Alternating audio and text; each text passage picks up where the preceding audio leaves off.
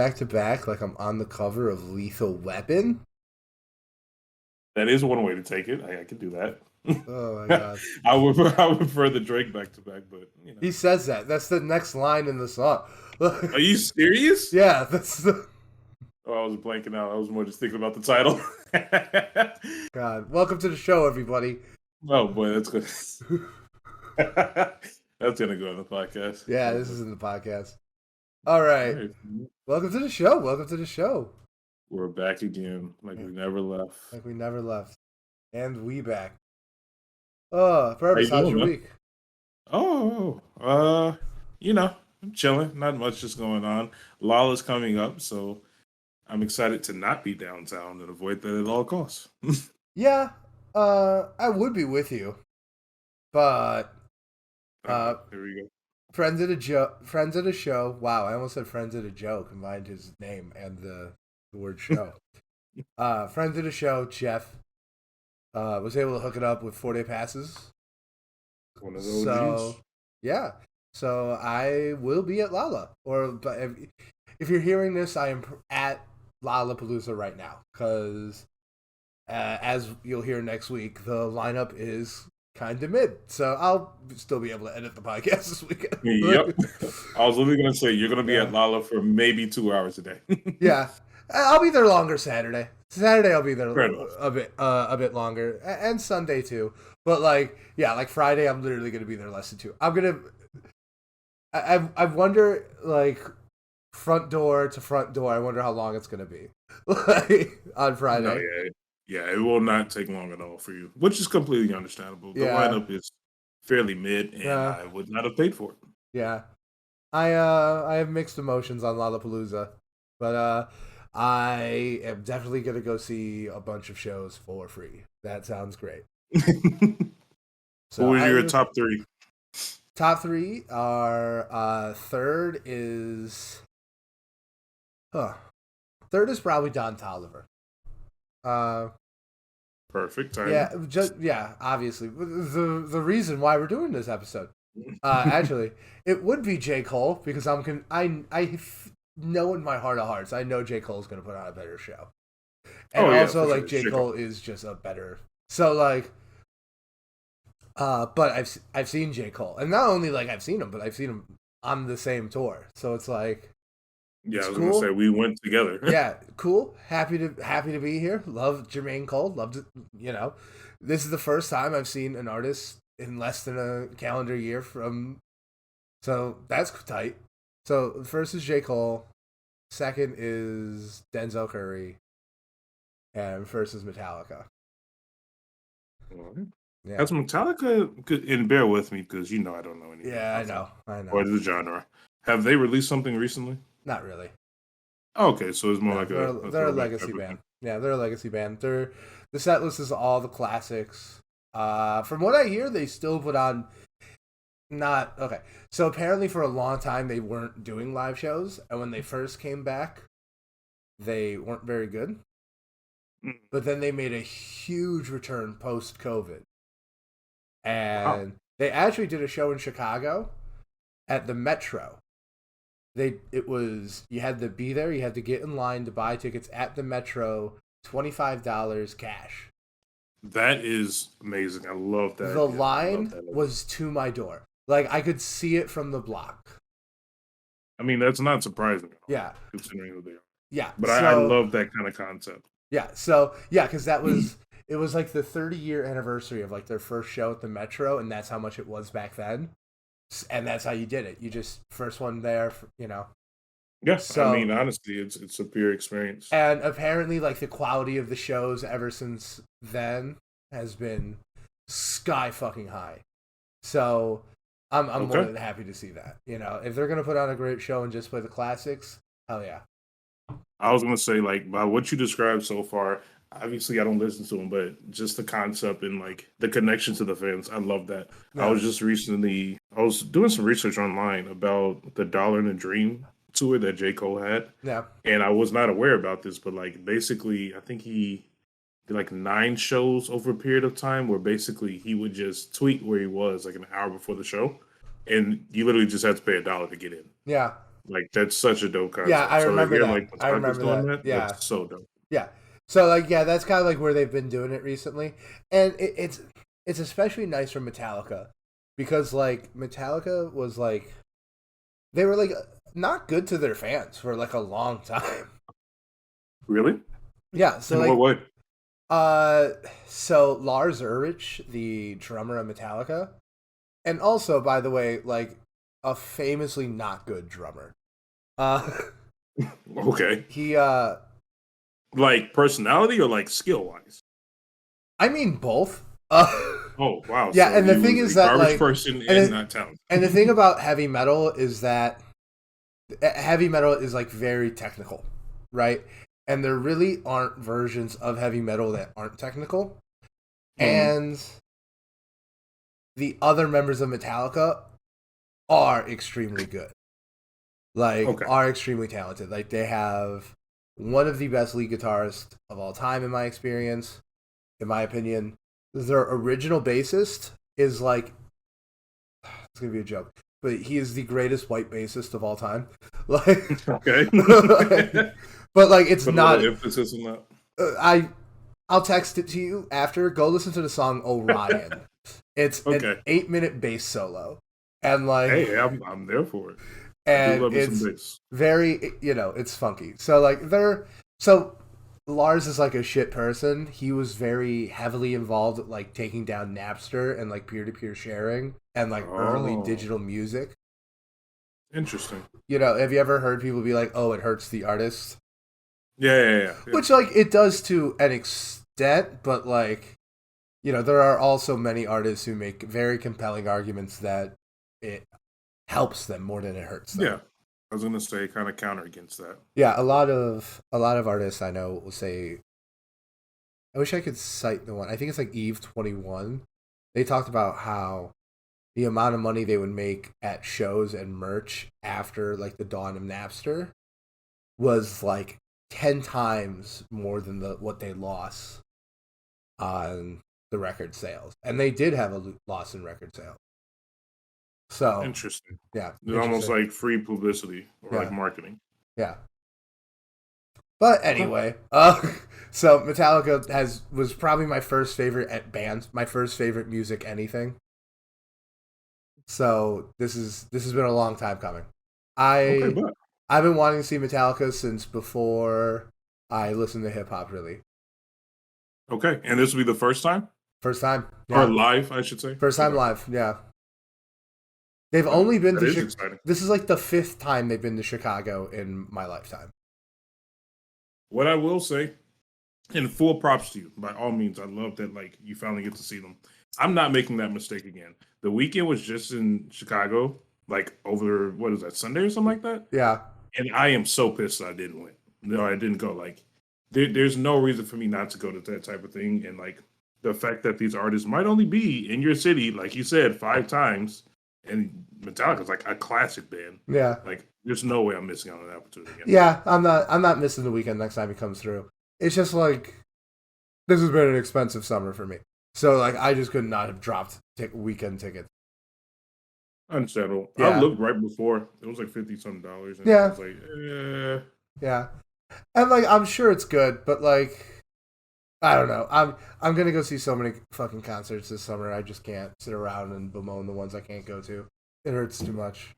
we need to make a pact now that we are going to Coachella next year because Frank Ocean's going to be there. So no matter what, we need to find our way to Coachella. All right, all right. I'm making the pact. Let's do this. And no blood pack or nothing like Yeah, no, I don't that. like doing anything with blood. Anything? But No, I don't like blood. But yeah, no, we'll be at Coachella next year. We'll do an episode from Coachella. could you imagine? Who knows? We might have might have like live stuff by then. Who Just knows? start putting on Instagram, just live Yeah. stream everything. Oh, by the way, I might even try and get this episode out a little early. Because I'm definitely going to be posting stuff to the Unpaid Nobody's Instagram from Lolla. Okay, but Yeah. works So for me. yeah, maybe I get this out Friday. Maybe Low key. Oh, we may not have enough time. You what? should get like a shirt that has a QR code on it and just walk around. I Nah, guarantee you, people would scan it. Ugh. That would be But smart. anyway. Fuck. I wish you would have told me this last week. I could have gotten it done in a week. Yeah, no. Maybe fucking I could, idiots. maybe You might be able to pull it off. I could text. text. I'll text Jay. I'll see if there's something I could do. Work some quick magic. Yeah. All right. So let's get into the news. Yes. What's coming out this week, Purvis? The GOAT is dropping. No, I'm just playing. Nav is dropping. Demons Protected by Angels. This is gonna be album of the year. You know, nothing crazy. It might be the album of the decade, if I'm being honest. But I'm really excited about that. I'm about to drive over to your house and kill you. I was gonna wait to see how long you let me go. I'm about to tweet your home address. But yeah, he is dropping an album. He is back after quite a hiatus, and I am expecting mid music, but I'm going to love it.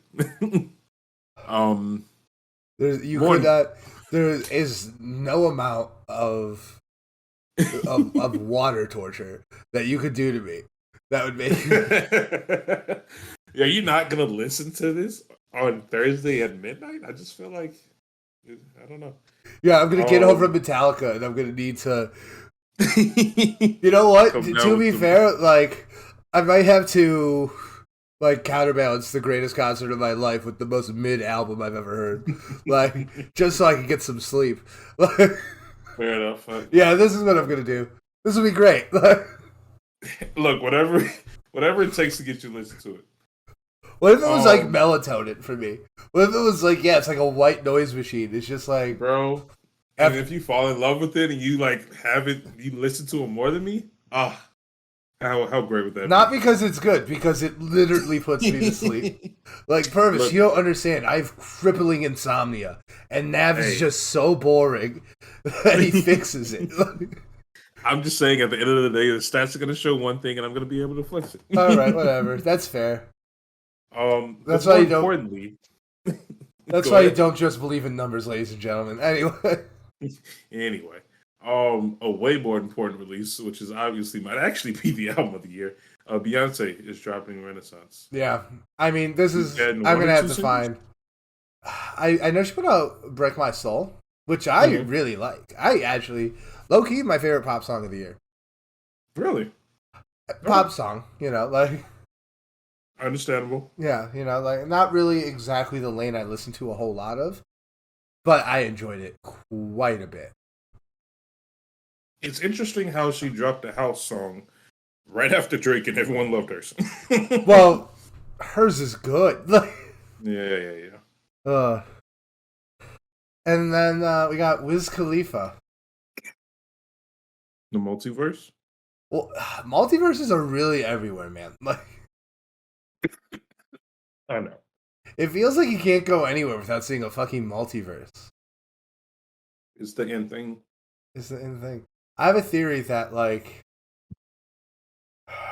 you know how, like, in the 50s and 60s and 70s, everything was, like, space in the future? It was, like, Star Trek and fucking, like, sci-fi shit, right? Yep. I feel like because our generation has no hope in the future that we like to talk about, like, we make multiverses instead. Like, what are different versions of now? Because God knows the future is going to be horrifying. You know what I mean? That is quite a take. Yeah. And I actually agree. You know? Now, don't get me wrong. Like, Everything Everywhere All at Once, great multiverse movie. Doctor Strange, good multiverse movie. But yeah. Spider-Man. Amazing. Both Spider-Man movies about the multiverse. Incredibly good. But let's talk about this Wiz Khalifa album. Not just, like... Sorry. The concept it's named after. Are you going to listen to this? Here's the thing. And it might be a little bit of a walk. But I've been trying to catch up on all my albums. Yeah. You know, I am very far behind. I am just now getting to the Juicy J Wiz Khalifa album. Brandon, I'm sorry, but I listened to 3 songs and I skipped it. Oh, the Full Court Press? No. Not that one. It's the one with Juicy J. Oh, okay. I was like the collab one. I didn't listen to that one yet. I won't speak too negatively on it because I don't want to ruin the experience for you. It's called Stoner's Night. I listened to the first 3 songs, and I don't know. I just No, didn't. that's fair. That's fair. You know, And he's putting out a so lot of music. I mean, like whenever you do that, like you're gonna get the some. more music you put out, like the greater chance something's gonna be bad. Oh yeah, for sure. You know. Um. So I mean, I'm not quite on the Wiz Khalifa hype train right now. I'll be honest with you. That's totally fair. Oh, I don't know. I'll listen to it eventually out of principle, but it's not Yeah, really I would sitting put it with on me. the end of that album list. Just put it like right there, like get to it one day. But I don't think there's anything you need to rush for. I definitely think of the albums being released this week. I think the one I'm most excited about is Renaissance for sure. Yeah, 100%. Yeah. Now because we're recording on a Wednesday, It is early. yeah, we don't really have any of the singles that have dropped. So yeah, no, I don't know really singles or music videos that came out. Yeah, There's I stuff that didn't came see. out throughout the week or last week, but Most of it was nothing like that new. stuff I think we covered on last week's episode. Exactly. So Yeah, but unfortunately, yeah, I'm not aware of any singles. we do have a couple news But items though. yes, we do Yeah, have we the do have some news items though. So tell me about the VMAs. The VMAs have released their hip hop nomination yes, they have released their hip hop nominations. for the video awards. Yes. Give every single award to Little Nas X and Young Boy. I don't know if it's quite gonna work out yet. No, Or just work every that single, way. all of them. Every single. The music video they did is incredible. I'm pulling it up right now. Give me one moment. Might do a mini cut. Yeah, we can do a little cut. Okay, so I've pulled up the list now. I'm looking at the best hip hop. This category has the Eminem and Snoop Dogg song from the D2, the LBC. I'm gonna be honest. I think this music video contains their NFTs, and I'm already against it. I'm just gonna say that and move on. Yeah. We have "Wait for You" by Future featuring Drake and Thames. Okay. That song blew up for I don't know how long. We have the legend Kendrick Lamar in '95, absolute classic Absolutely album, classic. song, video. We have a Lotto, Big Energy. I don't believe I've seen this one. I haven't seen the video, but I've heard the song. Good song. It's a good song, yeah. We have we have Nicki Minaj featuring Little Baby. The song "Do We Have a Problem." I don't know if I even heard the song. I'm gonna be honest. I don't think I've heard the song either. All right, moving on. We have Pusha T, Diet Coke. We've kind of discussed this throughout the week. How we were saying Diet Coke isn't even the best song, Yeah. but I don't even think it's the best video. what other videos are out for it? Oh my god, there's one song.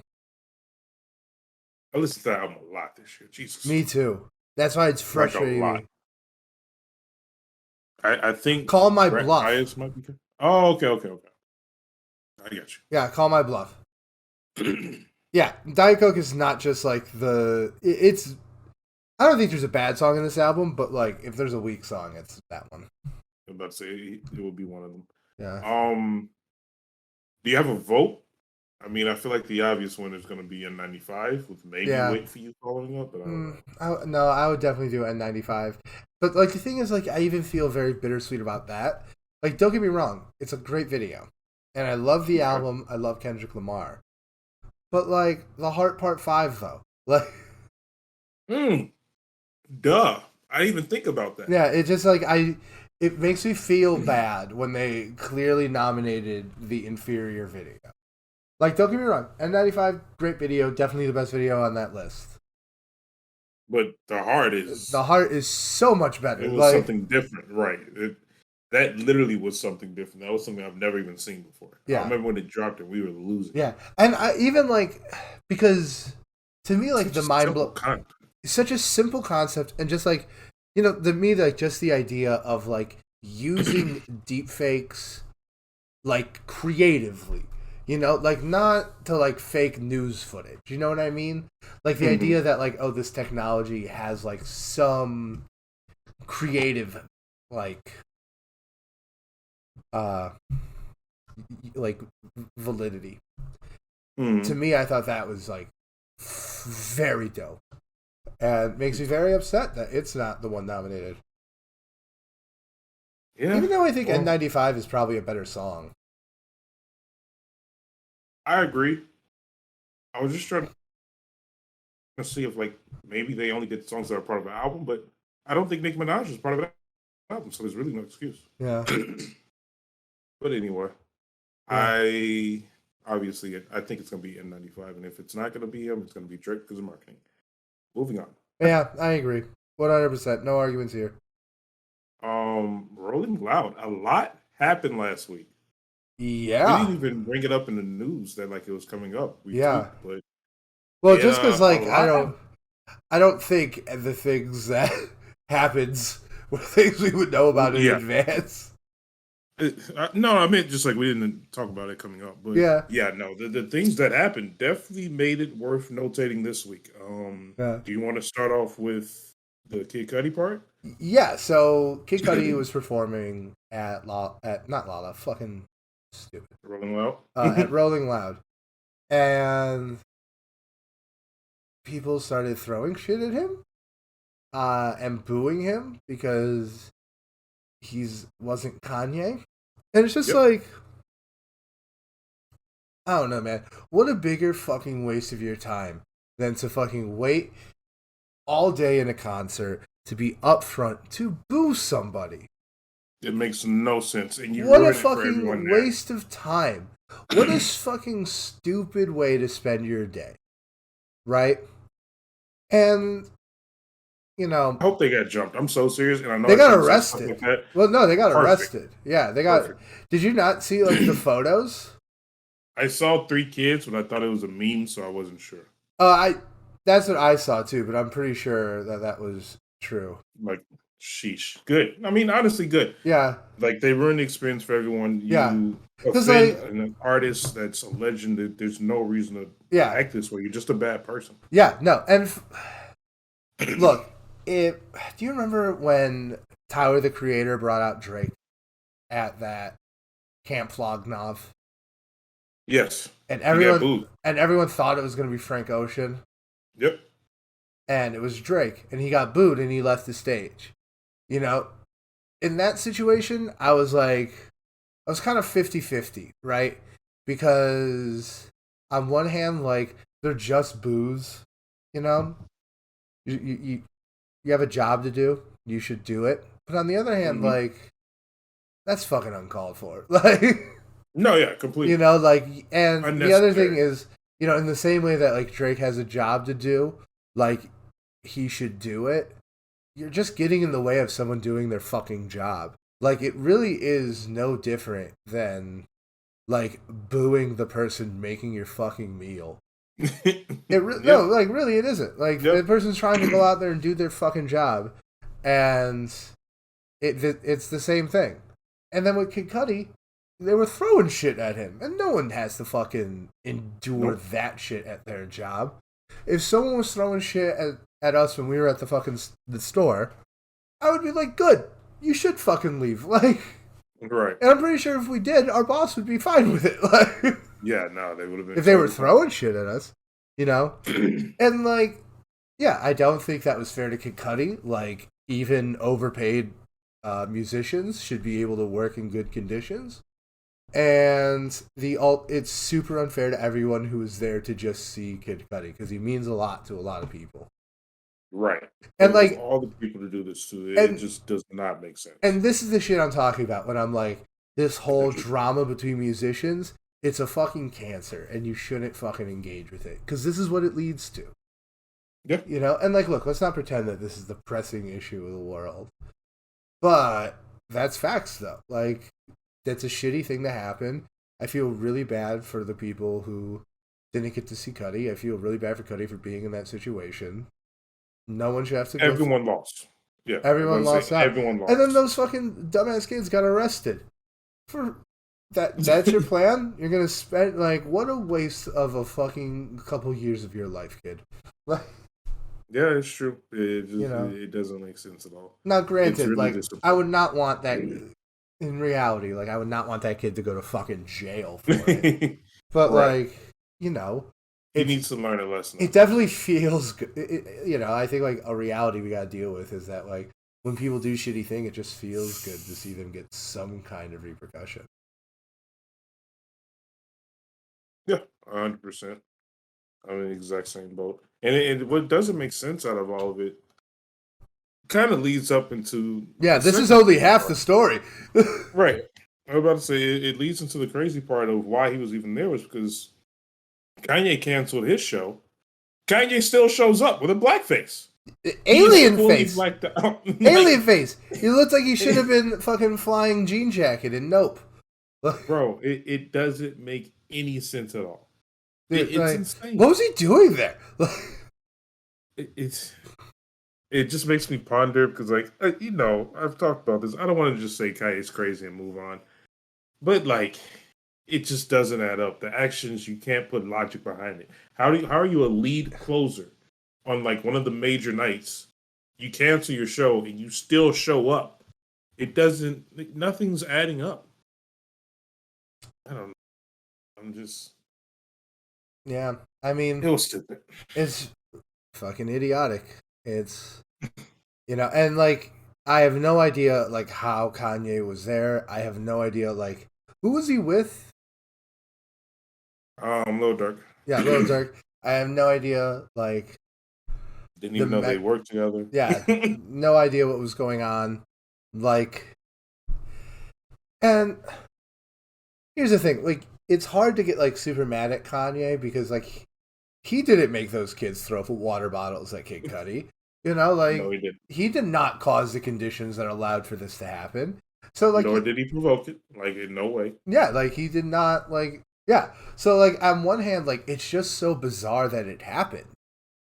I really don't even feel like, yeah, like, it's insane for Kanye to come out in blackface and those glasses. And it's insane that it happens. But, like, in a weird way, it's kind of one of the most morally normal things Kanye has done in a while. It actually is because his, I don't Because want to say it's initial intentions, but it was on himself. yeah, like he It wasn't wasn't. some big thing. Once again, like he's not the one who made Cudi run off stage, right? Nope. And like when I talk about this toxic like cult like fanboy culture shit, I want to make sure I make it clear that even though I think Kid Cudi didn't do anything wrong in this situation, he certainly participates in it. Like Kid Cudi talks shit. Yes, he does. So yeah, and like don't get me wrong, there are artists who just don't, but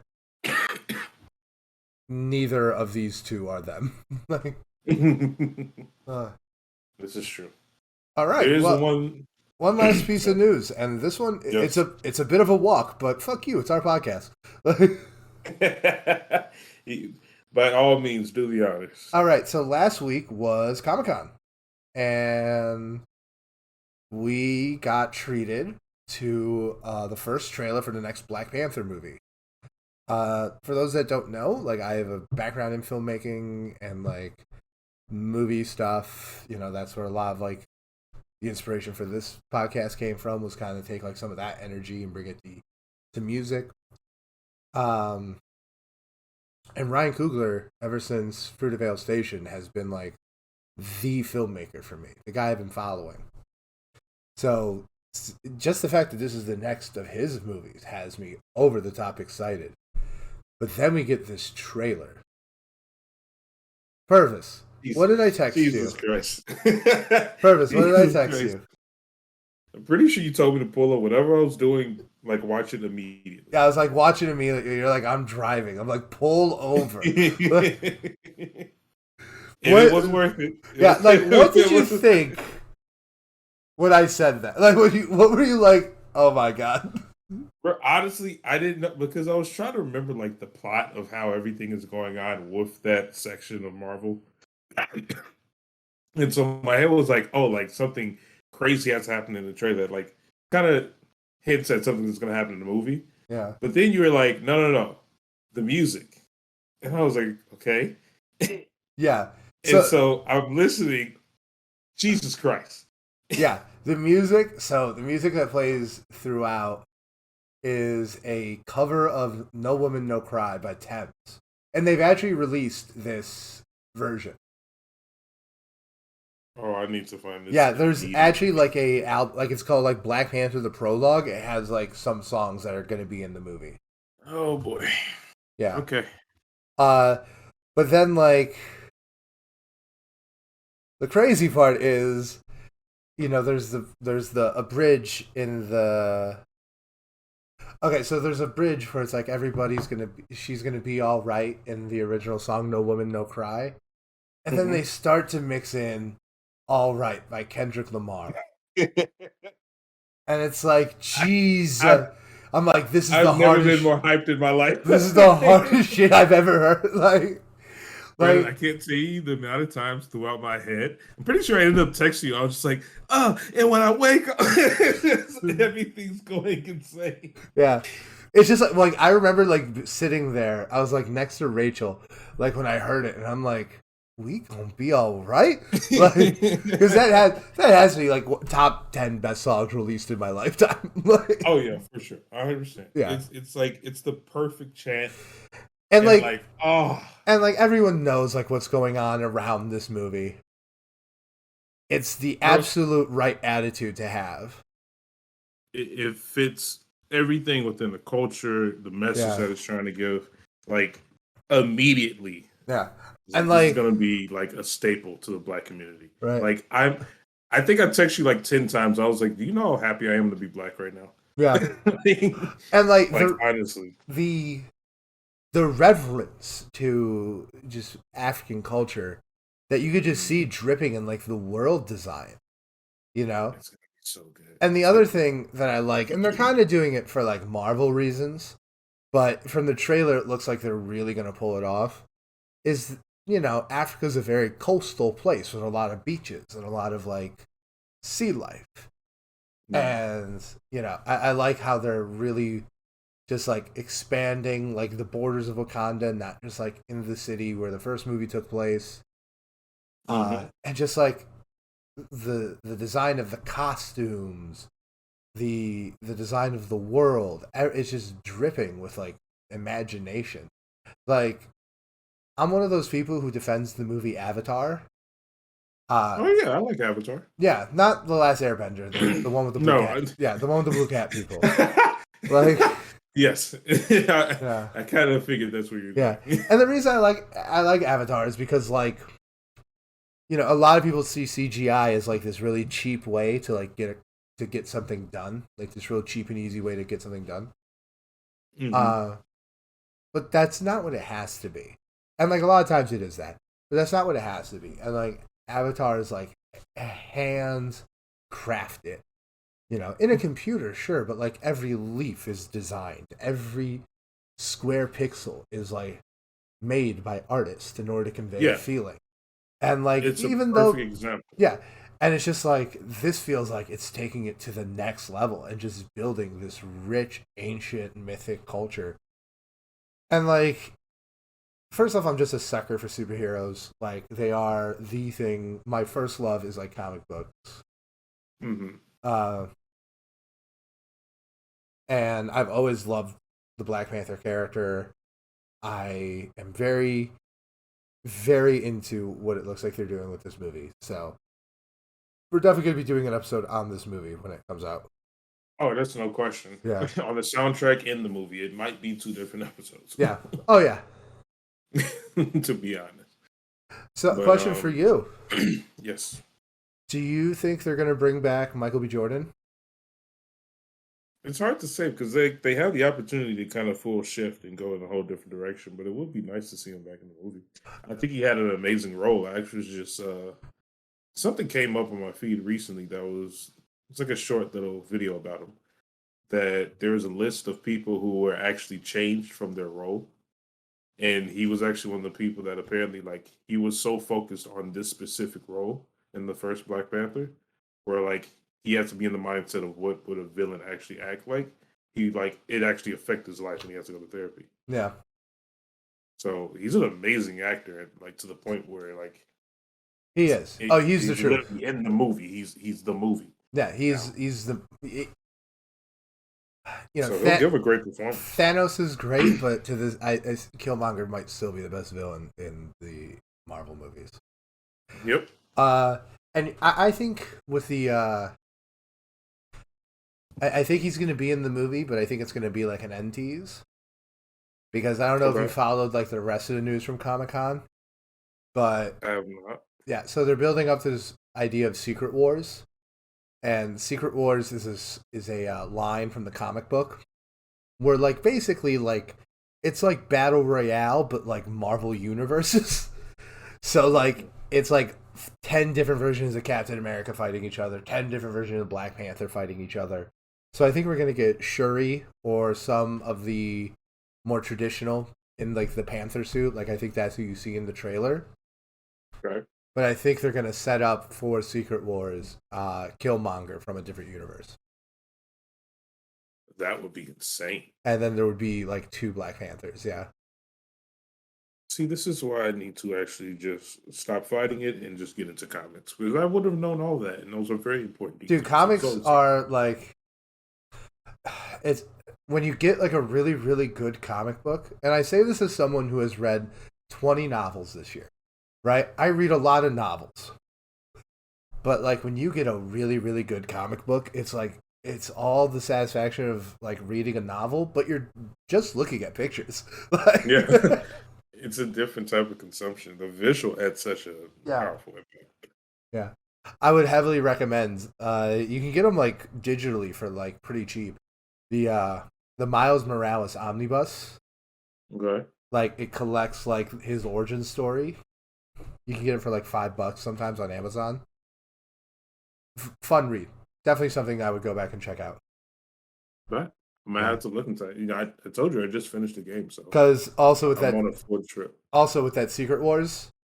Hmm. Secret Wars was the event that brought Miles Morales into the same universe as Peter Parker.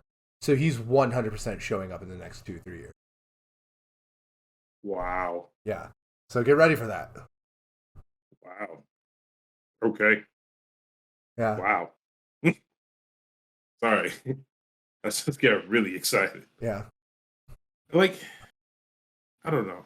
It's hard to say because like I know a lot of people push back against Marvel, but I just think they do an amazing job with their Yeah, films. dude, I have a lot of the criticisms of Marvel I really agree with. I think the VFX, I think they treat their VFX people like fucking servants. It's abhorrent. I think but the thing is that's a industry wide thing. That is Marvel might be the worst of it. I actually completely buy that they are. But Hmm. like that's the whole industry. You're not gonna Right. fix it The by shit. market. You're not gonna fix it by shitting on Marvel. You're gonna fix it by encouraging those VFX houses to unionize. Like Hmm. uh but man, I just think like when it comes to just telling like a decent story, I just so much of like movies nowadays are just bad. And like look, the Marvel movies aren't the high art, but like at least they're consistently good. Like Yep. it's like that's my take on it at least. Did you ever see Thor? The new one that just came out. Yeah. It's on my list. I have not. A lot of people don't like it as much as I do, but it's fun. I did hear like a lot of people kind of complaining. I think they said it wasn't enough action. I have no idea, to be honest. Um, I mean, regardless, that's a movie that like I feel like you just need to go see. It's goofy, but like I think it's goofy in a good way.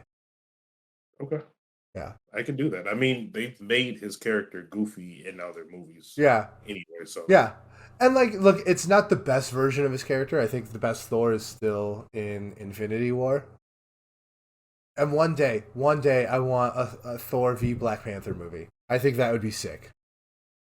that would be pretty sick. Yeah. I don't know how it would work, but I would say it would be like you would have it be like almost like Game of Thrones, where there are two kings like strategizing how to defeat one another in a conflict. Like okay. I would say like maybe the Asgardians are trying to build new Asgard like somewhere in Wakanda, and like I don't know. I don't know the story, but something like that. Something that brings them into conflict Okay. could be fun. All right, should we get to the topic of the week? Yes, sir. You kind of hinted at it earlier, but Yeah. you are going to be seeing Sir Don Tolly, Yeah, I'm going to be Mr. seeing Tolliver. Don Toliver on Friday. How excited are you on a scale of 1 to 10? Honestly. For Don Toliver? Yes, after listening to this album. Like a 7. Okay. Yeah, I like could a work 7. with it. Yeah. I feel like I've kind of hyped up Don Toliver a lot to you Yeah, you recently. really have. Um, because of his influences and his influence himself. Yeah. Obviously he's like I say the direct descendant of Travis Scott, and he is also signed to Cactus Jack Records, I'm pretty sure. Yeah, he is. But he also has made quite a name for himself, I feel like, already. And this is the album that put him on the map. Yeah, it was. Okay, so I don't even know where to start with this album. So first off, I'm just gonna say it up top. I did like it a lot. Like, Okay. I think Don Toliver has just like the character in his voice is just so good, and I think the Travis Scott aesthetic fits around his voice. I don't know about better, but I personally prefer it to like regular Travis Scott, like just Okay. just sonically. Completely understandable because he Yeah, can actually sing. yeah. Uh, and I think that brings me to my first thing I just want to bring to you is like, would you even call this guy a rapper? I think so. I think I would still consider him a rapper. Because It's just I like a also new. listened to Life of a Don too again. Okay. Yeah, and like, uh, yeah, like I don't think I heard this guy rap a single bar. Like, Here's my he's singing. And don't get me this wrong, like I like it. I really like his quality, like his singing talent. But right. like that's what I think. I have a further question then. If we don't call this rap or hip hop, what would you call it? Well, I wouldn't say it's not hip hop. Okay. I would definitely say it's hip hop. I just don't know if he's rapping. I see what you mean. Like I don't think and like yeah, that's kind of unorthodox. I get that. But to me, it's like does heavy metal music need to have a guitar? And that's Probably, actually like probably, right, but like, ideally. if you hear something and it sounds like heavy metal, a great example, like there are some places that use string quartets or pianos or whatever, and it sounds like that, and it feels like heavy metal, but it just doesn't have a guitar. Does that mean it's not? I don't think so. I guess now that you bring that up, Definitely a tension there. Definitely a position, not a fact. Like, of course, yeah, and I get what you're saying because like I didn't really think about it that way. And now that you bring it up to me, I guess the first thought that I went to, and of course it's not to get like too overly complicated about it, but like what is even rap? And I know that might be like too broad of a question, but like I feel like to me, listening to like a rap song, there's certain structures and certain flows and like the delivery of which you have to give the message. Like ultimately everyone might be saying the same thing, but it's a different tone, a different speed, a different swagger about it. So like that's in my interesting. opinion, listening to Don Toliver, I agree. It is not like the traditional rap that you might think of. But if you actually pull up the lyrics and like listen to it, like how he's delivering the messages, what the message actually is it a common theme that you get in rap? The like flows of how he delivers it, the actual line structure. I know you don't have to freaking rhyme to make a rap, but like it is important how you use wordplay, which he is very good at. That is actually a very valid point because, like, his flow, I don't know so much about wordplay, but his flow, his cadence, the way he interacts with the beat Hmm. is certainly more like a rapper than a singer. But Right. to me, I would say like the defining, like what is rapping, like it's unpitched. Okay. What do you mean by that? it's like talking.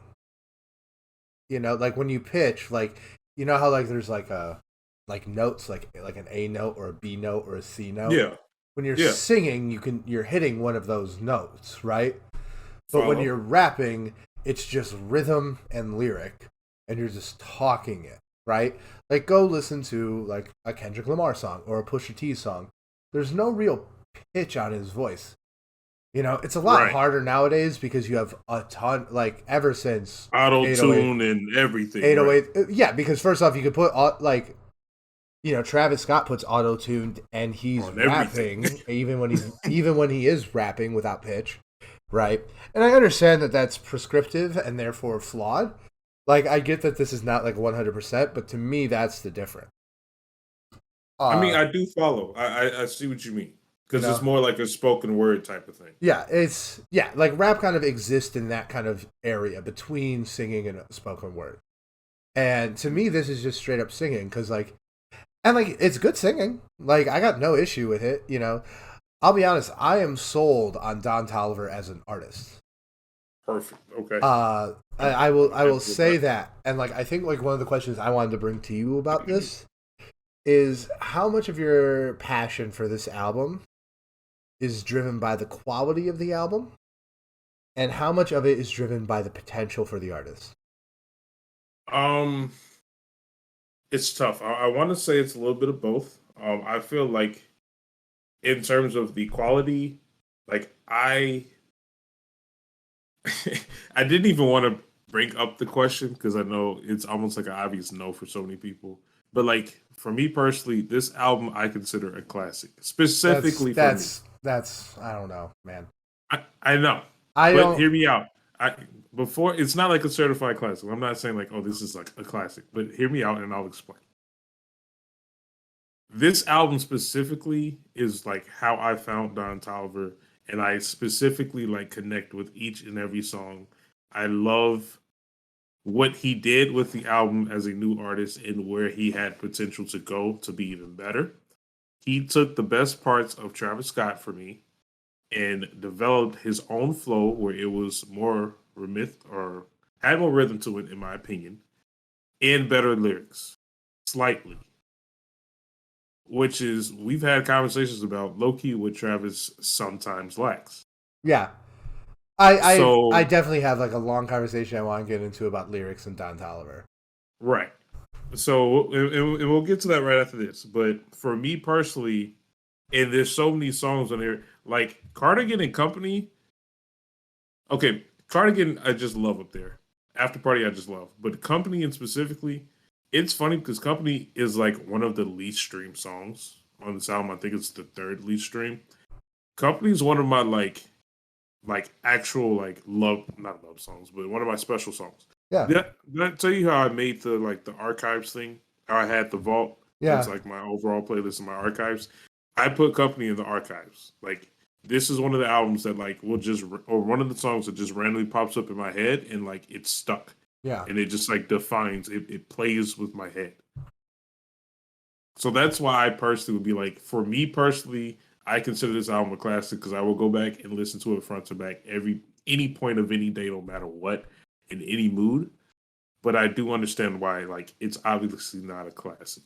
Like, yeah. not a certified classic. Yeah.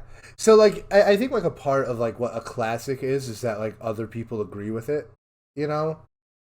Okay, Uh that's fair. I think that's an angle to it. Like to me I feel like you're more describing a favorite. Hmm. Uh but that's fine. Like that's totally okay. Uh so here's the thing about this album, man. Is that I feel like the songs on this album can like be put into like three camps. And Okay, there are the first camp is like legitimately good or great songs, right? And of the three, I think it's the biggest. Uh but then you have a bunch of songs that I think are just completely underdeveloped. okay, Like they could be good. They have good elements. And also uh and the third group is just outright bad songs. And interesting. I think Okay, those I think the biggest of those three groups is the good and great songs. But unfortunately, I think underdeveloped and bad songs are in together more, like probably over half. Really? Okay. Yeah. Now, I don't know about. Underdeveloped, I do understand. Because that Yeah, was another point I was going to bring yeah. up. I think a lot of it is not a lot of it, but like, don't get me wrong. Like, there are songs that I really, really like on this album, right? Mm-hmm. And another thing is, I'm going to be critical, but one thing I don't want to be critical of is like the aesthetic of it. Like the picture he's painting, I think is really cool. Like Yes. this combination psychedelic trap with like his singing style, I think is a winning combination. So I want like just let it be said that like I even though I'm being critical, I think there are some things that are just good. And I think this album works very well just on a sonic level. I agree 100%. Yeah, I think he does a fantastic job at bringing that theme through and like yeah, it paints the atmosphere for you. yeah. I would definitely say that if you're inclined to be generous, not very generous, but just generous, I definitely think you could say that there is a theme, like a less of a theme and more of like just a motif, you know? Like Mhm. everything sounds not samey, but of a piece. You know what I mean? Like everything sounds cohesive. It's interesting that you Yeah, say like even the bad songs sound right. like they belong on the same album as the good song, which is It, necessary, right? mhm. It is a very important fact that you're bringing that up because that's another thing that I was going to say. Where like, well, there's 2 points that you made.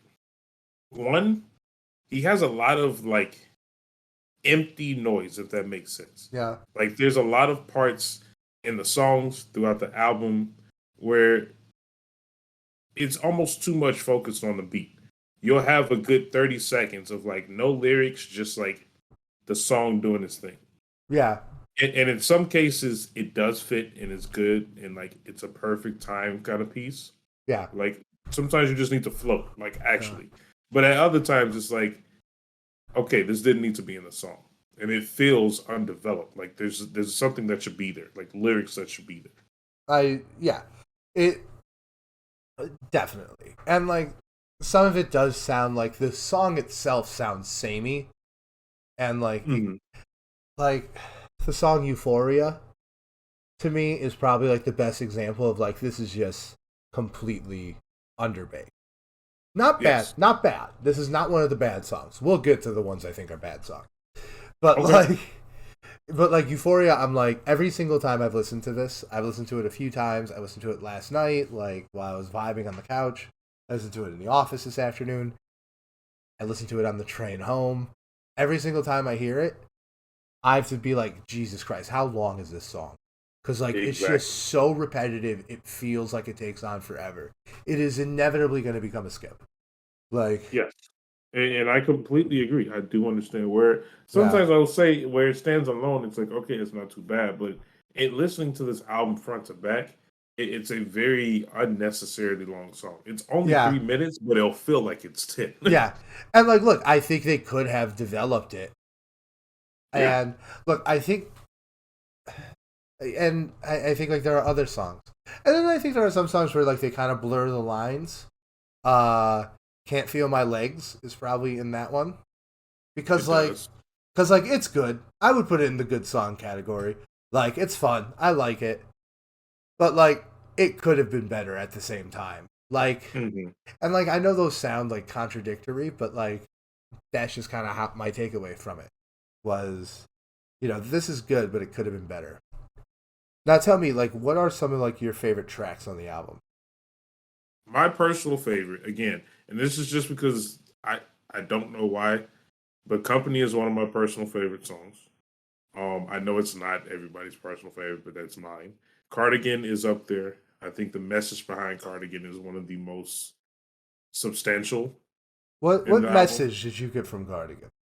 I mean, Well, no, I need you to explain it. I'm putting you on the spot. it's funny that you say What that. message did you get from Card? I like the song. I'm cards on the table. I like Cardigan. I think it's a good song. What message did you get from Okay. Cardigan? Okay, so let me take a step back there.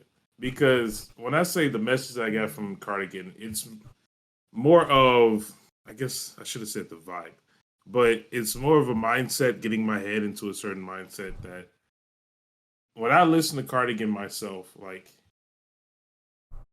it's an emotion. right. It's an It's something emotion. that just develops within Yeah, you have myself where it yeah, gets that's me in a fine. mindset where you feel like you're powerful. Yeah, okay. Like you don't want someone to always bring you back, always asking you questions, doing all this other stuff.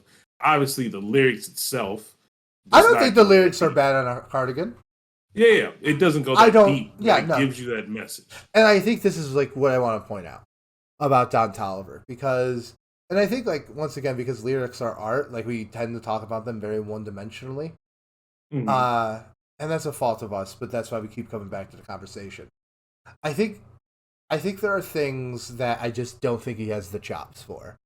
We always Okay, talk about like the Little Wayne style, like that really aggressive, like punchline, clever wordplay type stuff. right. I don't think that that's conducive to his style, his singing, and personally, I don't know if he has the lyrical chops.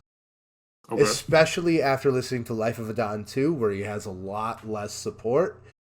I respect the dude for putting himself out there a lot more. Like he wrote a lot of his own stuff, but it wasn't up to snuff. Like it wasn't great though. Like Which I guess it goes back to that whole like, and again, it proves your point more on what is rap.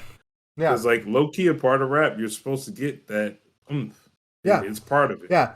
But but what I do think he has a talent for, which could make the lyrics like more dynamic and make the music like quote unquote more lyrical, is storytelling. Just like letting the verse flow and like keeping you engaged, like almost like he's telling you a story. And like I know this is like probably the silliest song on the album, but like that was kind of the vibe I got from Spaceship, which is one of my favorite songs. Okay, we'll You check know, us. yeah. So like I just love like I get like that one is a lot more like bad. Like the lyrics aren't great, but like his flow and his cadence with it, it sounds very storytelling. Mhm. I think on After Party it has like that too. So I think if he goes in that direction of just like trying to tell stories that fit into these songs, I think he actually could have like a pretty long career. And it's interesting that you touch on the longevity thing because it this was his start. This was the first album, Yeah. and like you said, they kind of all blend together. To be honest, like most of them all sound the same. I actually don't think so. Well, you're saying like it all flows together, like You it all know, fits together. you mean the songs or all of his albums Yeah, sound the same? no, the songs on this Oh, album okay. Yeah, yeah, specific. yeah. So then you jump into Life of a Don. Do you feel like it was an improvement between differentiating the different songs, like being able to tell what song is what? Did you feel like he improved on that? No, if anything, I felt like it got worse. So, do you think the longevity of his actual career, do you think it's actually going to change, or is this just his style? No, I think he still has it within himself to evolve. The thing is, like, this album has a lot of features. It has a lot of producers on it. It has a lot of like people behind it. And his next one was a lot more on his own. And the Hmm. thing is, as long as he's going in that direction, I think he'll always have room to experiment and innovate. So, but at the same time, I do think this is the better album, so that kind of kicks that in the nuts a little bit. Uh, but no, I think he has the room to evolve. It's just like to me, I think I see the potential in it more in his features than anything else. Which is, in most cases, a very negative thing. Yeah, in most cases, that's not good. But like, I did like this album. Like, I want to believe in the guy. Like, I think he has talent and charisma. You know, I think he needs to get out of the Travis Scott Mm. sounds. Just because, like, this album, it feels much more like a take on it. You know, it feels like him giving his take on the Travis Scott sound, so I'm a little bit more okay with it because it feels intentional. But in Life of a Don 2, it felt very overstayed its welcome. And I think he just has to move in a different sonic direction. Where it might be more focused on maybe the singing and less. I think because I think like he needs like big production and he needs to like kind of keep the magic he has. But I think it just has to not be so remind people so goddamn much of Travis. I do understand. Yeah. So do you want to go through track by track? Sure, yeah. We can say which ones are good and which ones are bad. Okay. So Heaven or Hell, title track. The title track. What do you feel? You can go first. I like this song. Okay. Full stop. I think it's a good mood setter. I think it's a fun title track. I think it's one of the better songs on the album. Not the best, but one of the better ones. But I do have a question for you, Purvis. Okay, let's hear it. What does the title of this album mean? Because there's no theme of dichotomy here. There's no theme at all, really. And like as I've said, like I'm not saying that is a bad thing.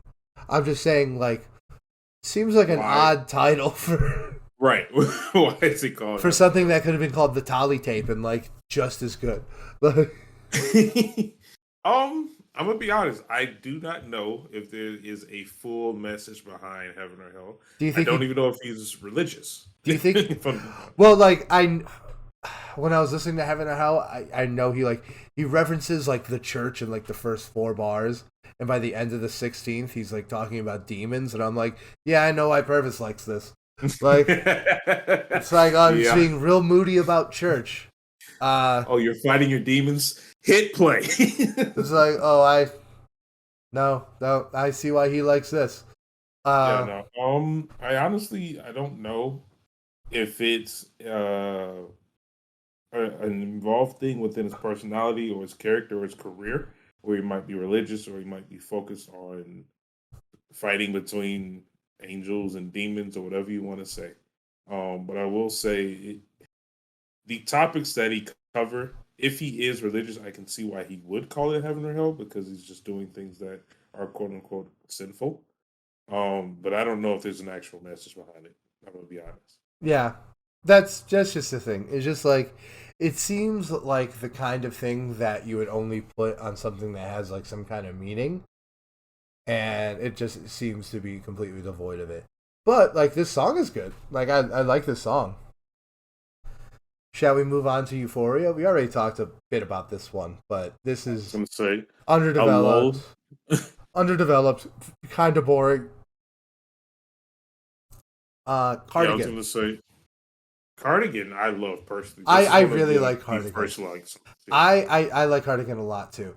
I think the hook on it really, really comes together. I think this is where, like, you could start to see like. I think in his best moments, you can tell that like Don Toliver has his own personality from Travis Scott and could be his own thing. And I think on Cardigan is one of the moments where you really feel it. Right. It's one of the first times it really shines out of what he can really show or what he can give to the world. It's something that Travis Scott cannot do, and it's his voice. Yeah. It's the singing, it's the flow. Yeah. And there's also like a gentleness to it. You know, like... I mean, he's a softie. He was... I think when he first came out, he was pretty presented to be kind of like a softie. Yeah, like he does not seem like... He's not a Travis Scott type. And I think that's another reason why I think I just kind of vibe with it, because it doesn't come across as like... He's tapping or something like that. Not like... I think like the amount of aggressive Travis Scott is eventually just comes across as fake, because no one's that angry all the time. That's fucking exhausting. You know what I mean? It is. But like... I understand.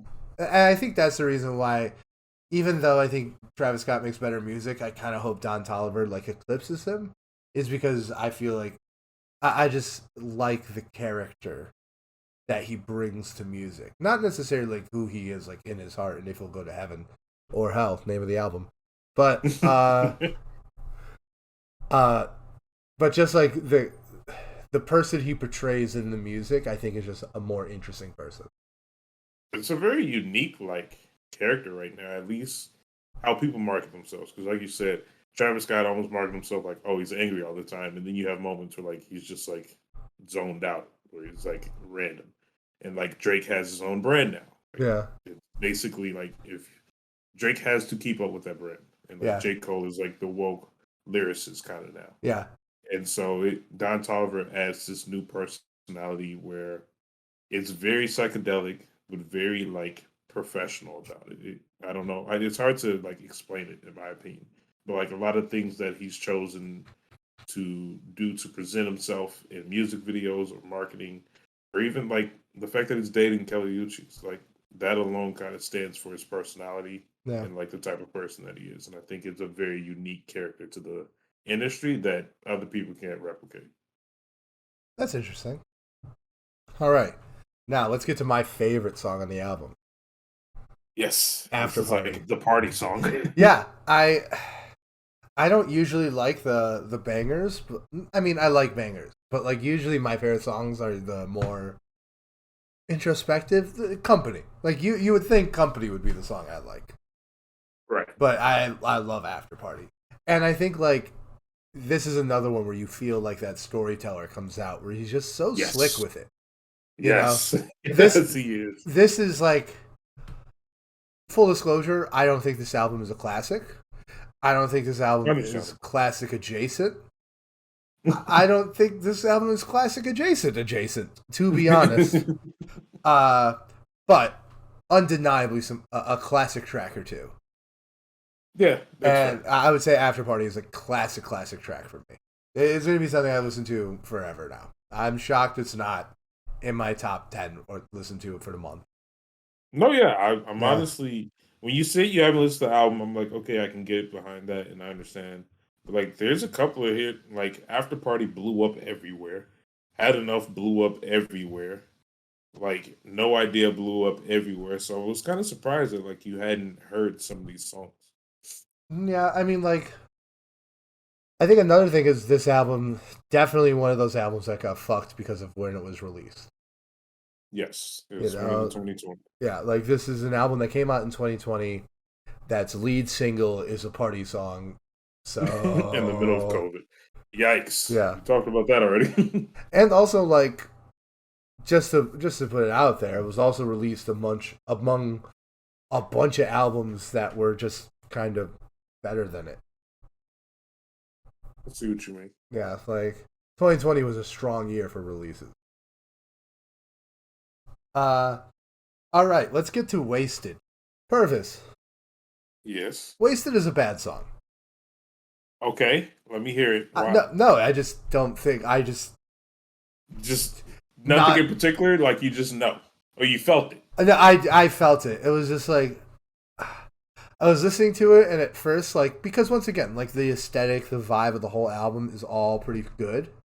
So like at first I'm like bobbing my head, and then like a minute into it, I'm like, what is this shit? Like. You paused to kind of reflect it, especially like right after Party. I'm like, what is this? Like, it is. I won't push back. I understand. Look, my main takeaway is that like, despite all these criticisms I have, I totally understand your passion for this album because I see the talent the artist has. But undeniably, there are some doozies of bad songs on this.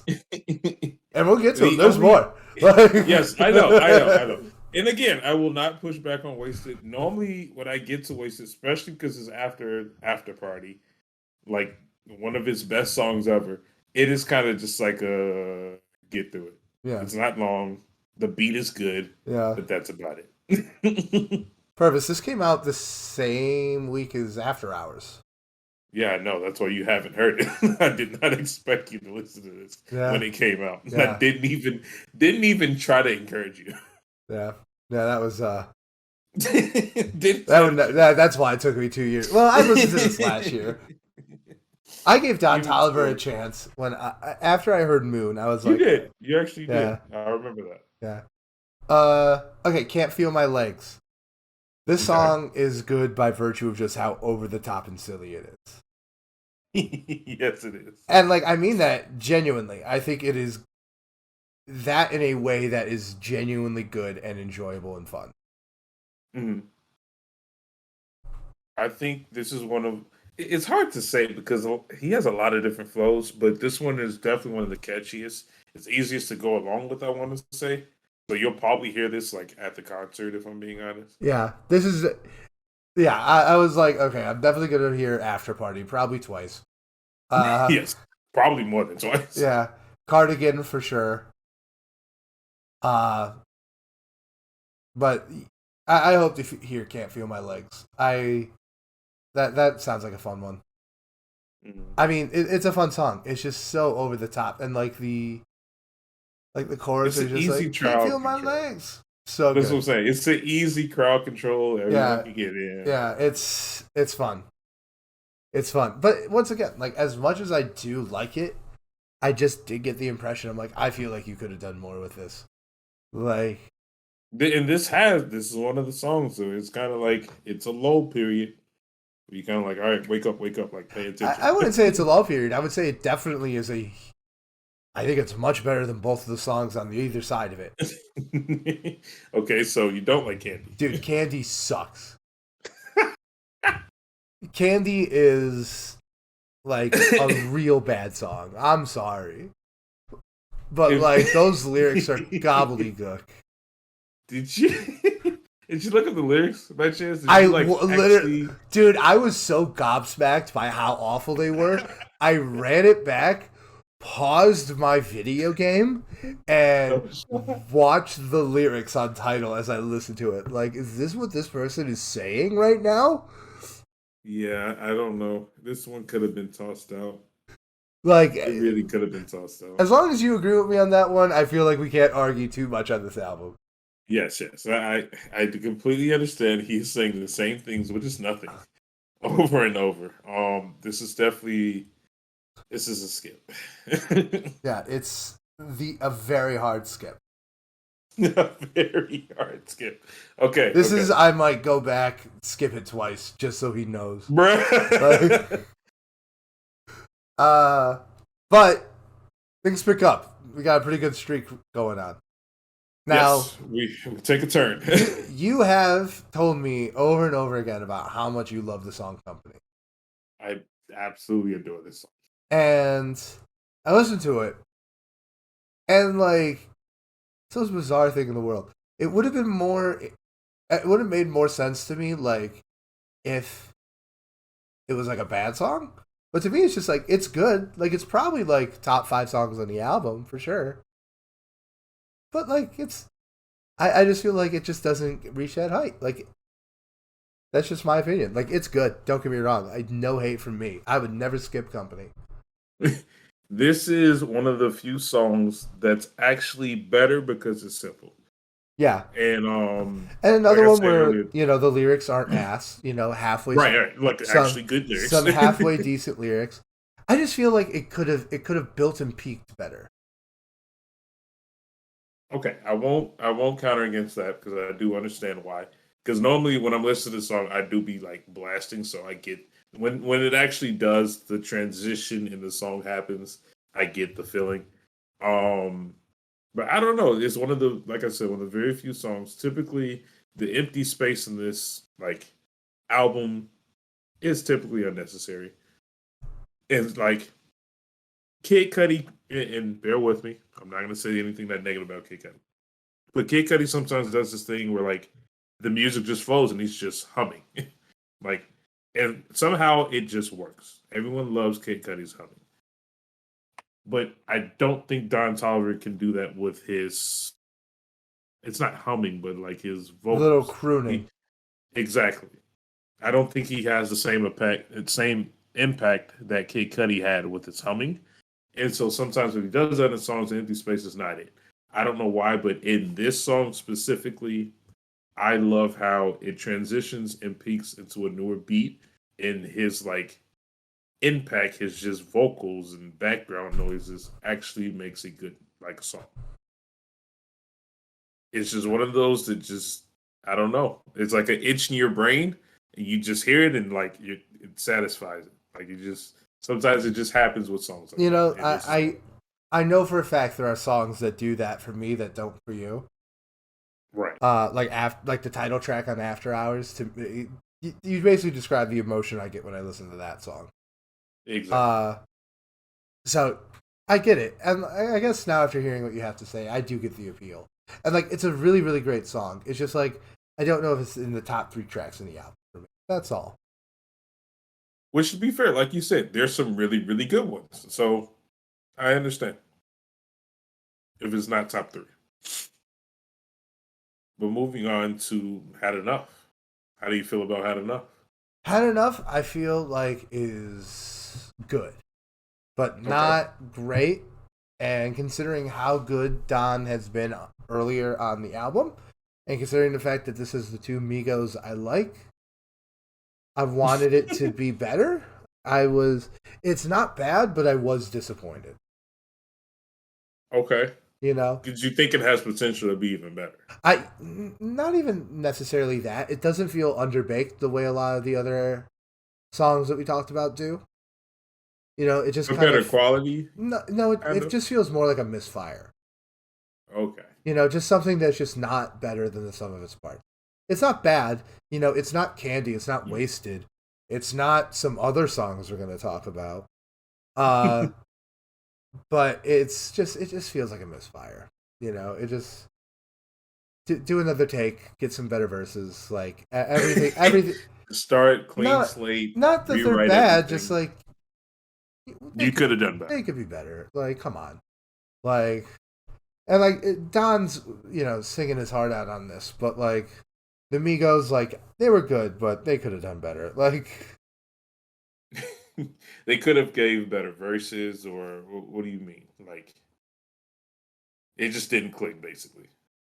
yeah, yeah, more Okay. or less. I don't know. I like Had Enough. I think as relaxing as Don Toliver can make me as I listen through the album and you just kind of get put into this almost new universe when you just kind of close your eyes and float away. This serves as one of the few songs that are actually upbeat, and that's why I appreciate it. That's fair. Because like if you look through the album, it's not really a lot of songs that are like actually like bangers. Like After Party, Is probably the you banger. crank it, right? Like you crank that. And like you play that at a party. Besides that, maybe No Idea, but Had Enough is probably one of the top three upbeat songs on the album. Yeah, So I'll give it that. that's fair. Now All you right. say you like Spaceship. I love Spaceships. Spaceships is probably my second favorite song on the album. Oh, really? Just because it's weird. It's very weird. Okay. But like I like weird. I like things that are like bold and weird and not afraid to be weird. Uh I do not think the lyrics on this are very good, but I think his delivery and his singing on this are very good. I agree with that. I was actually going Uh to say, I don't really like Shaq West's. yeah, Check West is good, not great. Okay. I'm glad you. Okay, then we are in agreement. I don't even have to say it. Yeah, I don't really like his input, yeah, but good. besides Not, that, it's an okay song. it wasn't disappointing the way Quavo and Offset were, but it was good. It was just not great. But yeah, no, I thought this was a fun song.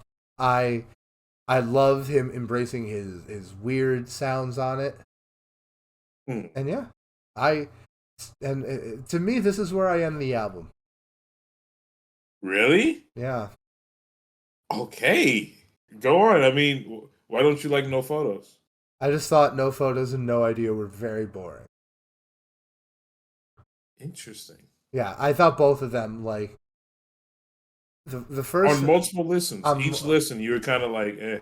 I was like, this kind of peters out to me. Like it just gets kind of boring. It feels like it runs out of steam. Like I know, I think it's No Idea is the one that's a little bit more upbeat, Hmm. but it just doesn't have the creativity it has on the other songs on the album. I have a question. Do you think by the time you reach that, you're at about 30 minutes. Yeah. Do you think you just kind of get tired of it? Uh, Like, just like being in, because when you listen to an album front to back, you get put in that kind of zone. And like you get transitioned into the space, especially an album like this where you even said it, some of the songs flow together, even the good songs fit in with the bad songs. Do you think by that point you just kind of whatever? if I'd listened to this once, I would say that's totally possible. Okay. But like I But had each this, time you listen, you liked it less.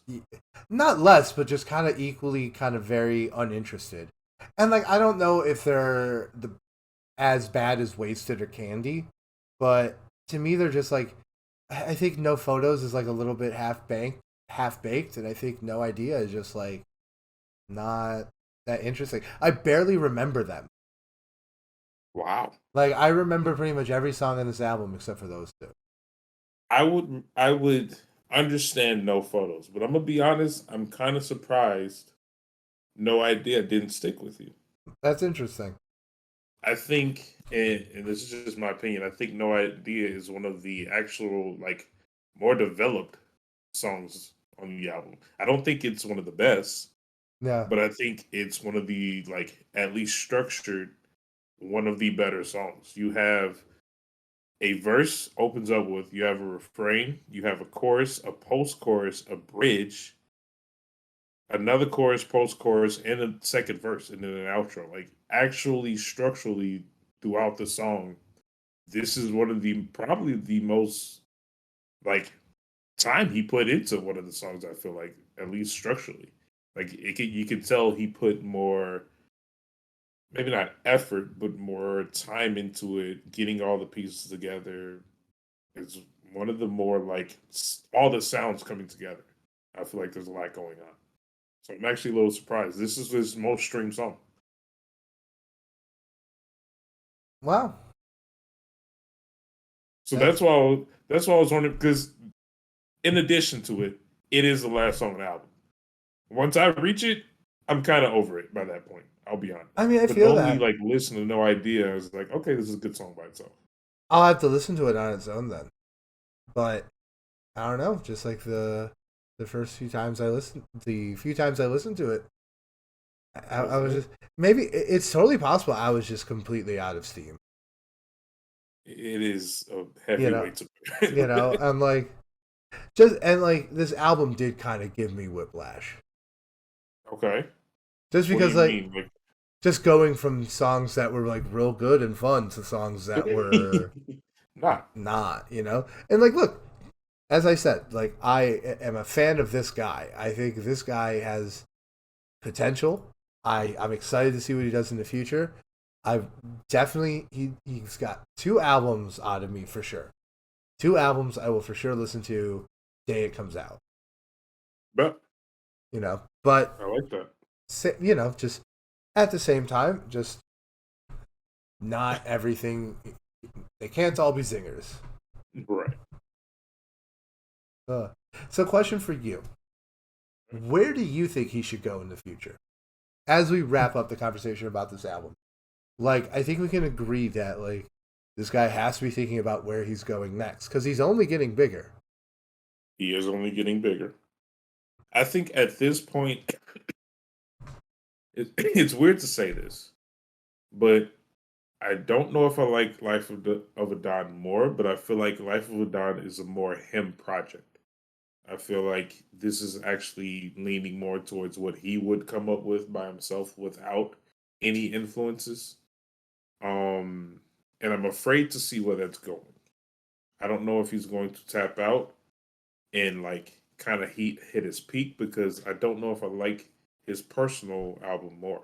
Like Life of Don, I feel like more him than this one, and I don't like it as much. I feel like, so I'm afraid to see what direction he's actually going in. Um, I would like to see more of just like maybe a concept album would help. Yeah, I definitely think he. I mean, I think that's kind of our prescription for everyone.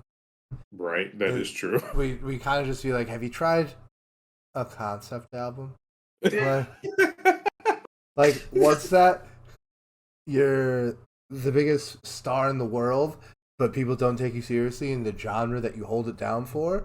Have you tried a concept Concept album. album? A concept album. What's that? You're a genuinely creative artist who has struggled to put together a cohesive piece of work.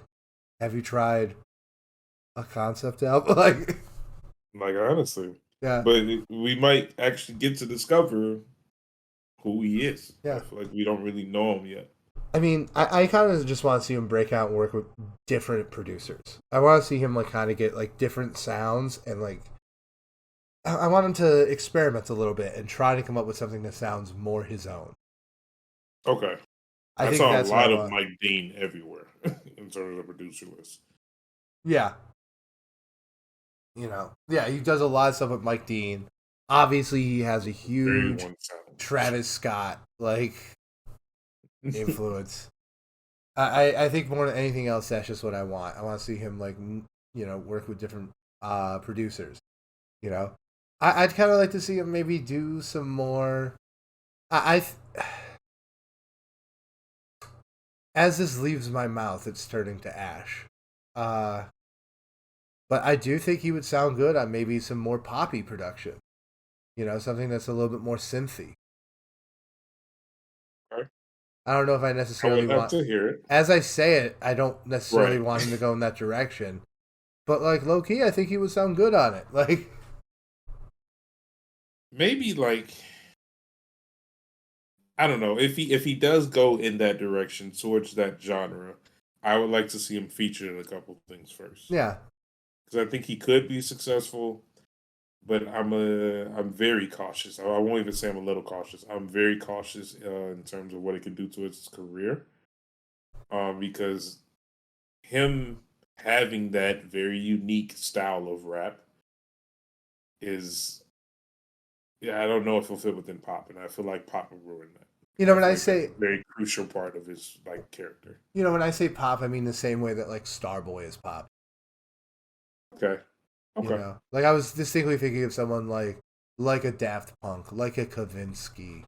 Not Ariana Grande. You know what I mean? okay. Not Dua But Lipa. even though he does have a song with her, I'm pretty I sure. have no idea. Oh. All right. So, should we move to our recommendations for the week? Yes, sir. If you're ready, you can Uh, go first. all right. So, my first one, I'm going to do a deep cut. I'm going to do a deep cut from an artist I really like. Probably my favorite artist. Okay. Uh, and that is Cold by Kanye West and DJ Khaled. And the reason I'm recommending it is because this week I realized it was leaked years earlier under the name Theraflu. Interesting. And I'm like, no, that's Cold, the DJ Khaled and Kanye song. But everyone's like, nah, this leaked is Theraflu. And I'm like, what? I feel like I was the Mandela effect, which isn't real, by the way. But All right. it's like everyone's like, no, man, it's called the Mandela effect because a bunch of people thought Mandela died in jail, and he did it. And I'm like, I think those people just didn't read any books about African history. I think that's probably what happened. I don't think the Yeah, timeline that's did probably more anything. likely. I I think that's just more think likely. they don't know a lot about that. I think that's probably what happened.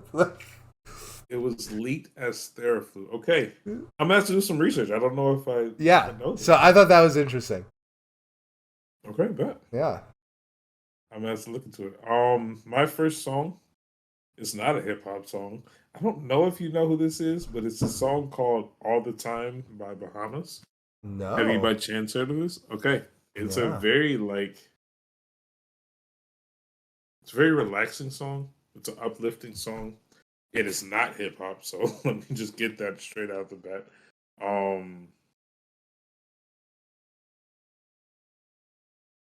Trying to see how I could describe it. I don't even know what genre to fit into, but I would recommend it's like a very vibey, uplifting song. You can just lay back and just get in a good mood. I'll have to listen to It that. gets you in a very good mood. I'll listen to that. Okay. That's good. I love a good vibe. You know me. Yes, sir. All right. So, next one.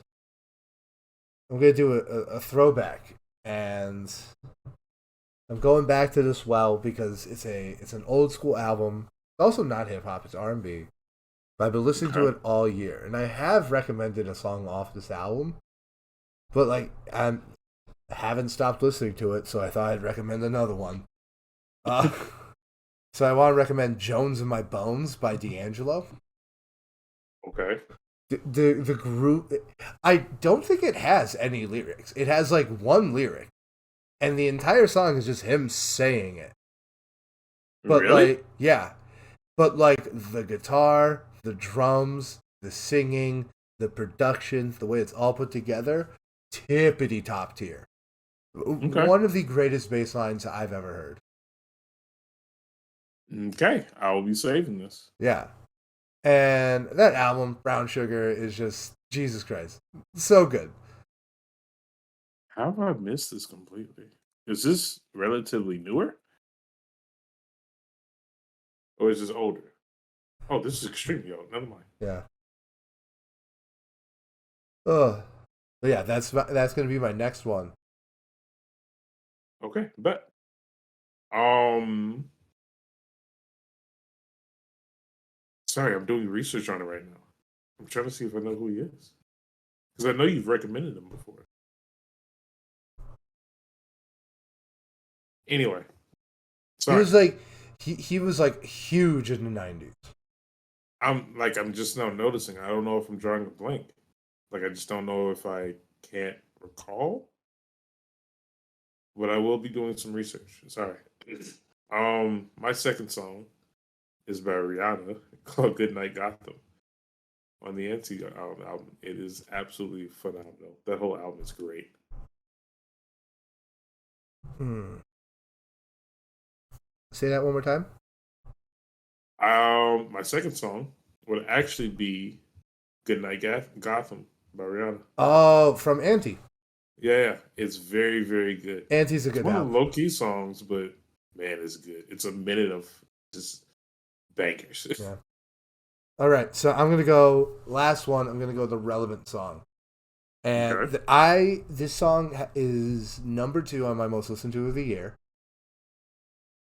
Okay. It's an artist we have talked about more than any other on on this podcast, and I double checked our document twice to make sure I didn't recommend it before. Okay.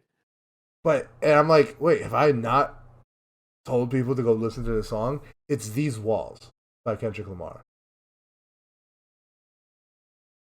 Yeah, this is a great song. It's amazing. Like one of the I feel like every day I'm like I listen to some song off to Pimp a Butterfly and I'm like, this is the greatest song. Like all Every right, single day, it's like this is a great all song. right. Well, this is one of the greatest songs. These Walls, one of the greatest songs. Mortal Man, one of the greatest songs. When shit hits the listen, listener, listen, Isaac. Everything Kendrick Lamar. Listen, Isaac. When shit hits the fan, are you still a fan? Like, Doesn't this song open up with like, oh my god, I'm trying to remember. what If these song? walls could talk, if these walls could talk. Yeah. Oh, Okay. it opens with like moaning. I Yeah, played that's what I it. was gonna say. It I like played it opens in the up. car, and like Rachel was like, "What the fuck is this?" Like, It's just like, wait, just listen to it. Kendrick really needs to release like a driving with other people in the car version of this where song. where it absolutely like all Just of his discography it skips this like beginning. it just skips this one beginning. Like, It skips the couples fighting. yeah, he just needs Stop to tap. release other. All you're gonna hear is stop tap dancing around the conversation, and then the song's in the end. But my last song. This is not the song, but I was listening to "Break from Toronto" by Party Next Door. I finally got around to listening to his first album. I'm not gonna lie, I thought it was kind of mid. I thought it was kind of mid, Okay. but this song in particular is like an absolute banger. It's a classic, and I realized that this really isn't even a song. He did like a remix version to Miguel's song. Miguel has a song called "Girl with a Tattoo," and I did Oh, I not. know that song. Yeah, I did not realize this was the original. This song is amazing. It's better than every other remix that I've heard since then. Yeah, Miguel is great, dude. Yeah, like clearly I missed it. Yeah, yeah. No, Miguel is fantastic. So yeah, that's my last one. That song bangs. Yeah. All right. Well, Right? hopefully people are listening to this Friday afternoon, and Okay. yeah, have a I'll great get the week. post up. Next week we'll be here with a Lolla breakdown, and I hope you enjoyed us talking about Don Toliver. Thank you. Thank you. Good night, everybody.